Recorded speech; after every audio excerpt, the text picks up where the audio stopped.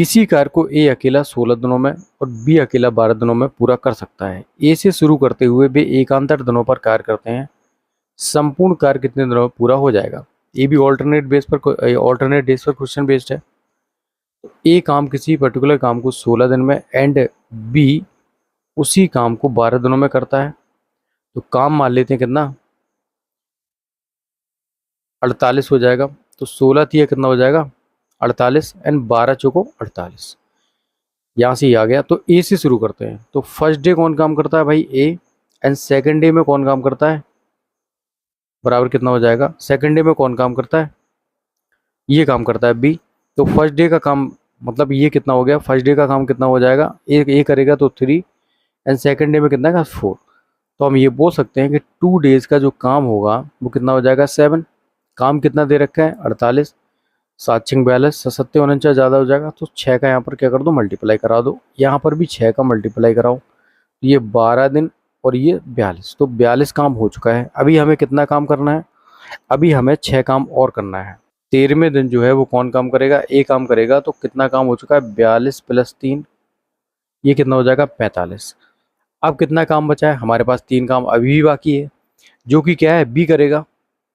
B करेगा, B कितना काम करता है भाई, हमारे पास बाकी काम कितना है 3। तो कितना डेज कितने हो जाएंगे, ये 3 काम इसको करना है 4 की इफिशियंसी से। तो कितना हो जाएगा, टोटल डेज कितने हो जाएंगे भाई, 13 सही 3/4 डेज हो जाएंगे टोटल। ठीक है, इतना दिन लगेंगे इन लोगों को एक साथ काम करने में, 13 सही 3/4 दिन।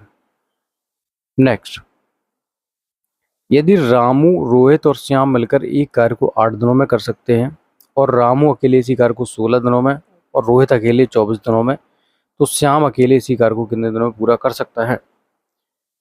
देखिए, रामू प्लस रोहित प्लस श्याम, ये तीनों मिलकर किसी कार्य को 8 दिन में फिनिश कर सकते हैं।